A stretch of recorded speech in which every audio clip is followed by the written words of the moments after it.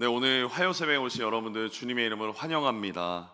우리 지난 시간에 사울이 여호와의 영을 받아서 새 마음과 새 사람이 되었다라는 것을 함께 살펴봤었습니다. 우리 지난 본문이었던 6절과 9절 말씀에 노란색 부분만 함께 스크린을 보면서 합독하겠습니다. 예언을 하고 변하여 새 사람이 되리라. 하나님이 새 마음을 주셨고. 그렇습니다. 사울은 나귀를 찾던 그 근본적인 염려를 하나님으로부터 제거받았고, 또 하나님은 사울에게 떡 두 덩이라는 하나님의 공급하심을 보여주셨고, 또 마침내 성령을 부어주셔서 하나님이 그로 하여금 새 사람이 되도록 사울을 인도하셨습니다. 오늘 본문 10절에도 보시면 노란색 부분처럼 하나님의 영이 사울에게 크게 임했다라는 것으로 오늘 본문이 시작합니다. 그러므로 지난 본문과 오늘 본문은 이어지는 형태이고, 사울은 이제 더 이상 나귀를 찾아 헤매던 평범한 청년이 아니다라는 것을 보여줍니다. 그는 이제 어떤 사람입니까? 왕의 사명을 감당할 새로운 사람이 되었다라는 것입니다. 그런데 이 내면의 변화는 개인적인 증거로 끝나지 않습니다. 오늘 우리가 읽은 본문에는 하나님이 그를 어떻게 드러내시고 어떻게 증명하시는지에 대해 설명하고 있습니다. 저와 여러분이 오늘 말씀 속에 있는 사울과 같이 주님의 선한 증거가 되기를 주님의 이름으로 축복합니다. 오늘 본문 말씀 11절 우리 함께 합독하겠습니다. 전에 사울을 알던 모든 사람들이 사울이 선지자들과 함께 예언함을 보고 서로 이르되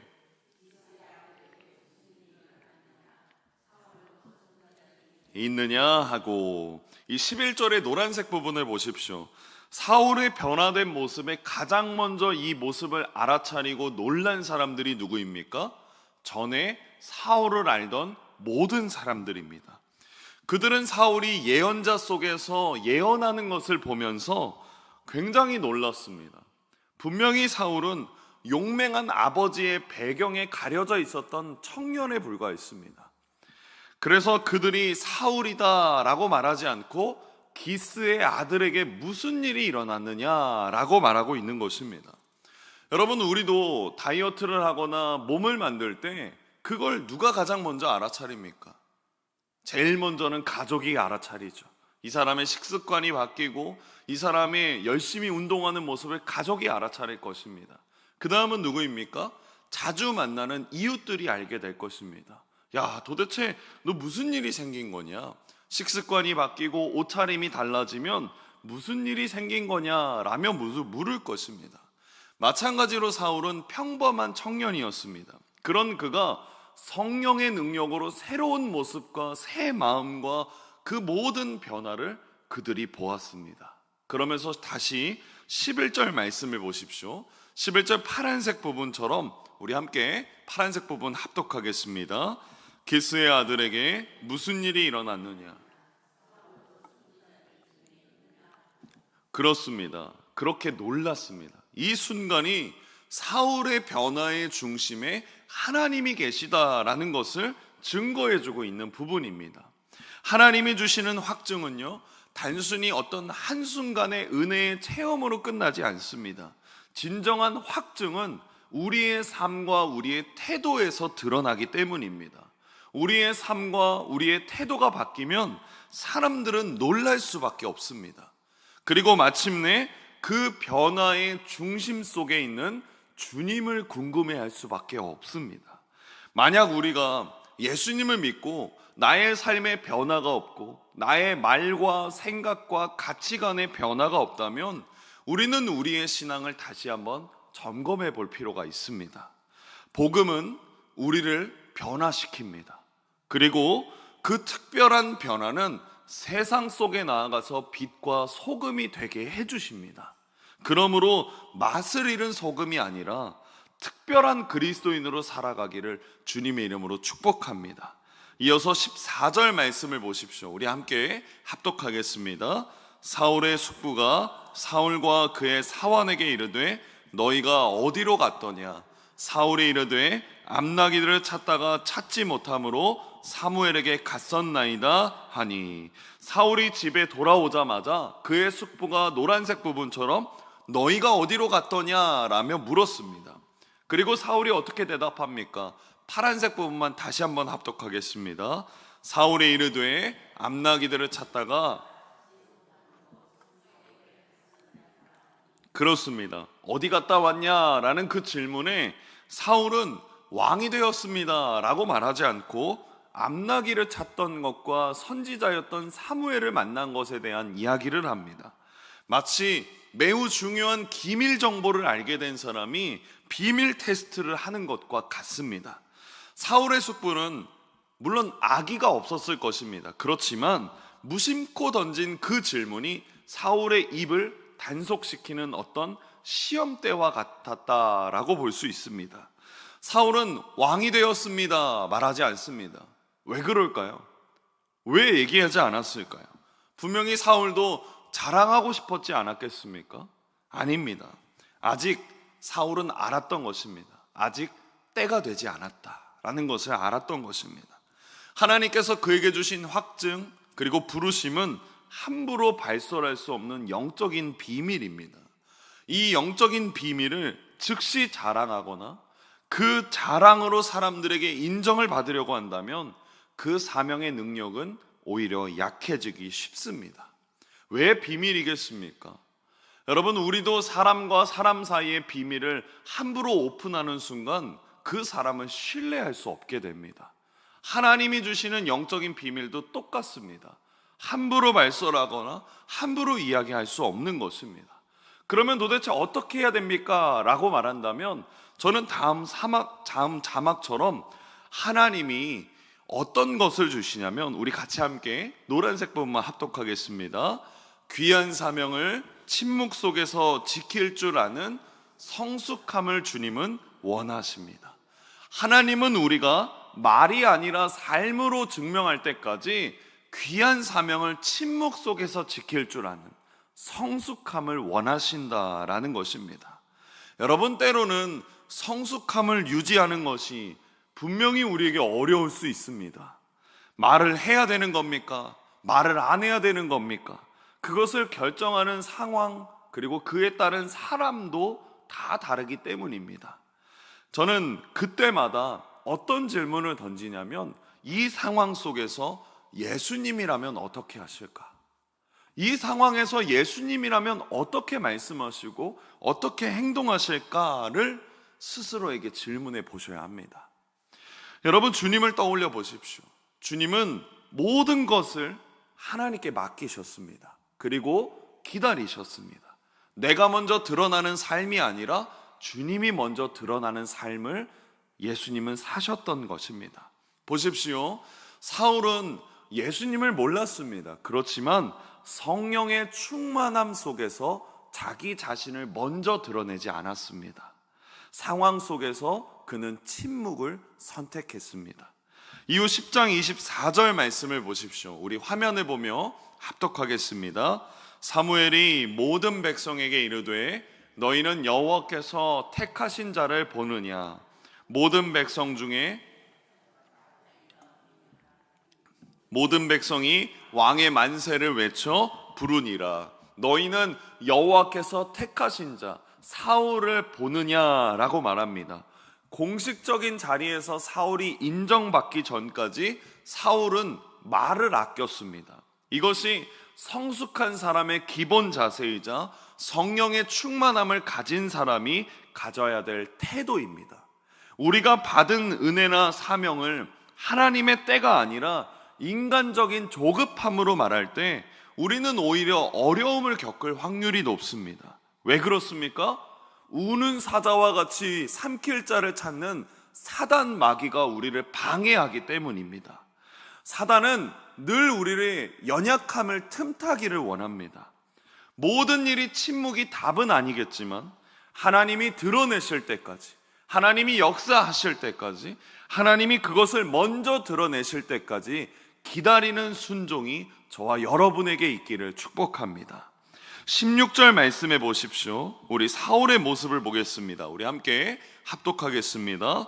사울이 그의 숙부에게 말하되 그가 암나기들을 찾았다고 우리에게 분명히 말하더이다 하고 사무엘이 말하던 나라의 일은 말하지 아니하니라. 파란색 부분 다시 보십시오. 사무엘이 말하던 나라의 일은 말하지 아니하니라. 여러분, 다음 사진을 보십시오. 생명을 가진 씨앗, 제가 전에도 말씀드렸지만 생명을 가진 씨앗은 겉으로 보기에는 아무 일도 일어나지 않는 것처럼 보입니다. 땅속에 심겨졌을 때요, 뿌리를 내리고 양분을 흡수하고 단단한 껍질을 깨고 올라올 힘을 씨앗은 비축하기 시작합니다. 그리고 그 씨앗이 이제 때가 되었을 때 싹을 틔워서 모습을 드러냅니다. 여러분, 만약 씨앗을 땅속에 심자마자 이 씨앗이 큰 나무가 될 거야 하면서 오늘도 파보고 내일도 파보고 하면 이 씨앗이 제대로 자랄 수 있겠습니까? 그 씨앗은 뿌리를 내리지 못하고 말라서 그 사명을 감당하지 못할 것입니다. 여러분 보십시오. 사울에게 심겨졌던 왕의 사명은 이것과 같았습니다. 사울은 성령의 충만함 속에서 자기 자신을 먼저 드러내지 않았습니다. 충분히 이것이 녹아지고 이것이 먼저 하나님이 드러내시기 전까지 침묵과 겸손으로 나아갔습니다. 그리고 그 모든 모습을 하나님이 다 보고 계셨습니다. 그 모든 것을 보신 하나님이 정확한 타이밍과 그 때를 사용하셔서 사울을 공식적인 석상에 드러내십니다. 여러분, 다음 자막을 보십시오. 우리 같이 한번 읽어보겠습니다. 소문이 아닌 삶으로, 말이 아닌 침묵과 기다림으로 사명을 이룹니다. 보십시오. 성령의 사람은, 충만한 성령을 소유한 사람은 소문이 아니라 삶으로 드러내고, 말이 아니라 침묵과 기다림으로 그 사명을 이루어 갑니다. 이러한 사명의 모습을 가장 잘 보여주신 분이 누구이겠습니까? 단연코 예수님이시죠. 저는 다음 사진에 예수님은 공생의 사역을 시작하기 이전에 세례를 받으셨습니다. 요단강에서 세례 요한에게 세례를 받으셨죠. 이때 하늘이 열리며 예수님을 보며 하늘에서 이렇게 얘기했습니다. 마태복음 3장 17절 말씀 우리 함께 앞을 보며 합독하겠습니다. 하늘로부터 소리가 있어 말씀하시되, 여러분 보십시오. 이것이야말로 하나님께서 예수님에게 주신 가장 큰 확증이었습니다. 하나님은 예수님을 보며 너는 나의 사랑하는 아들이고 나의 기뻐하는 자다라고 직접적으로 선언하셨습니다. 그런데 예수님은 이 놀라운 확증을 받으신 후에 당장 사람들에게 내려가서 내가 하나님의 아들이다 라고 자랑하지 않으셨습니다. 오히려 다음 그림처럼 광야에 가셔서 침묵과 금식과 고독의 시간을 가지셨습니다. 예수님은 사명을 감당하기 이전에 하나님 뜻에 순종하는 시간을 가졌던 것입니다.